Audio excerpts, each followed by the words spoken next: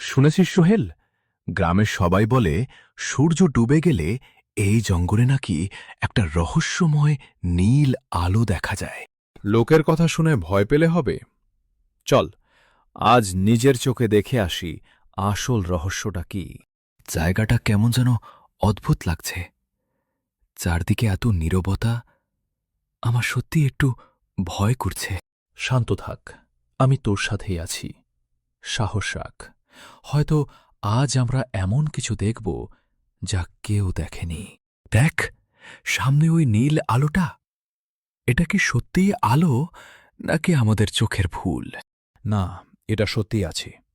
চল, ধীরে ধীরে ওটার পেছনে যাই। সাবধানে থাকিস। বিশ্বাসই হচ্ছে না, এত গভীর জঙ্গলের ভেতরে এমন একটা পুরনো মন্দির লুকিয়ে আছে।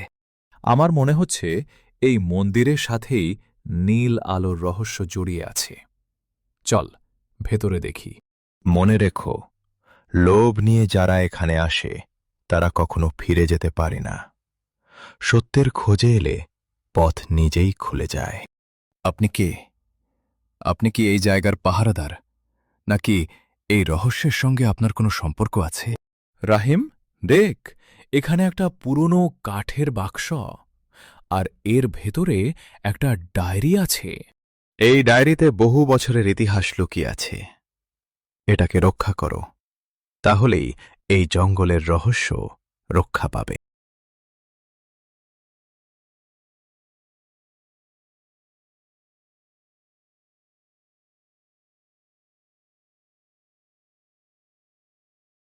হয়তো উনি সাধারণ মানুষ ছিলেন না, হয়তো এই জঙ্গলের আত্মাই আমাদের সঠিক পথ দেখিয়েছে।